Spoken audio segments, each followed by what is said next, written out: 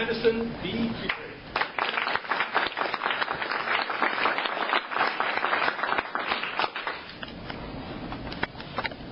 Good morning, ladies and gentlemen, fellow Toastmasters and most welcome guests. Be prepared. You might judge by that title that I'm going to talk about earthquake safety today. First, I'd like to tell you, earthquakes scare me to death. It is my biggest fear. I would give away government secrets to stay out of them. Now, you know you should be prepared for 3 days. Food, water, a blanket, a flashlight, canned goods, can opener, toilet paper, medicine, all ready to go. In your car and in your house. But there are places you probably have not given a lot of consideration to that you should be aware of if the big one hits. First place I'd like to bring to mind, and mind you, men have these too, but usually women, is if you're going to have a mammogram. If the big one hits and you're having a mammogram, it's not going to be nice. Now, the reason this comes to mind is after the Northridge quake, I was scheduled for a mammogram. First and foremost, it was on the 4th floor of the building, so my heart was going, oh. And I walked in, and I got ready, and again, it's not very nice. They compressed the breast. The technicians call it compression, I call it smashing. Using these very cold glass pieces of glass and just smash you in there. So I said to the technician, I said, excuse me, where's the trip lever for this? And she said, why do you ask? I said, well, because if an 8.2 hits, I'd like to be able to get out. She said, it's a good thing you asked that, because if there's an earthquake, you're on your own. Can you imagine if you didn't know where the trip lever was and you were on your own?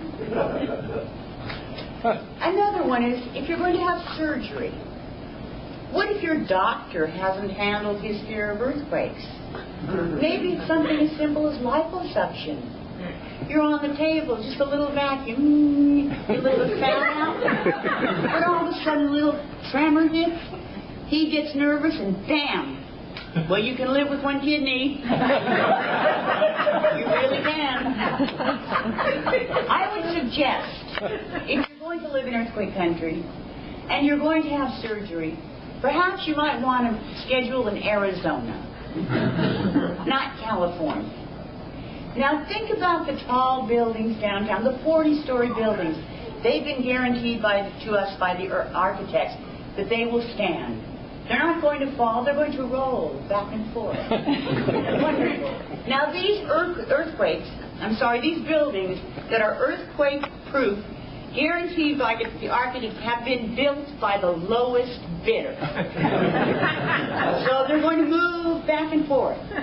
And the glass is going to go flying out of the building and instantly sitting at your desk, moving back and forth. You'll be catapulted out the window, sitting at your desk down to the ground. How about the fact that they've got swimming pools on the roofs of some of these tall buildings? Is this not? It's just nuts. So you're up there in your bathing suit enjoying the sun. It's warm on your body and you're relaxing and the building starts to sway and the water moves and it moves a little bit more and there you go, just washed off the building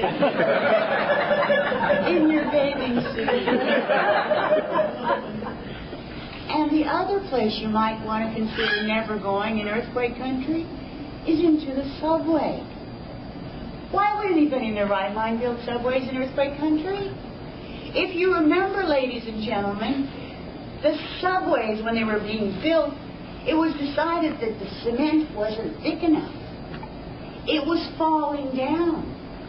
So they decided that, again, the cheapest bidders, that we need to put more cement in the roof of the subway. Do you know if they really did it? I don't know if they really did it. But I'm not going into a subway. But if I had to, I'd have to have my backpack, right? My earthquake stuff.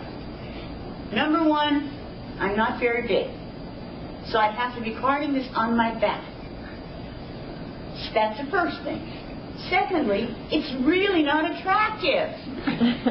Think about this. You're all dressed up, ready to go out for the day, and you've got a backpack on your back.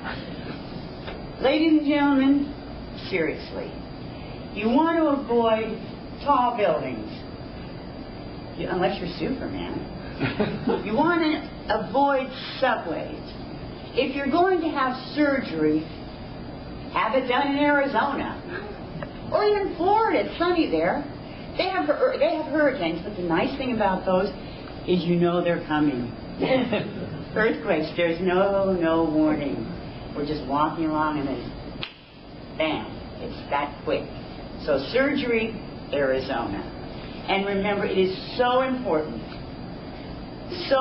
to be prepared. If we're going to live in this wonderful state, it is important that we are prepared for a minimum of 3 days with your food, your water, your medicine, your can opener, your toilet paper, everything that you could need for 3 days in your car and in your house. But most importantly, ladies and gentlemen, is always know where the trip lever is.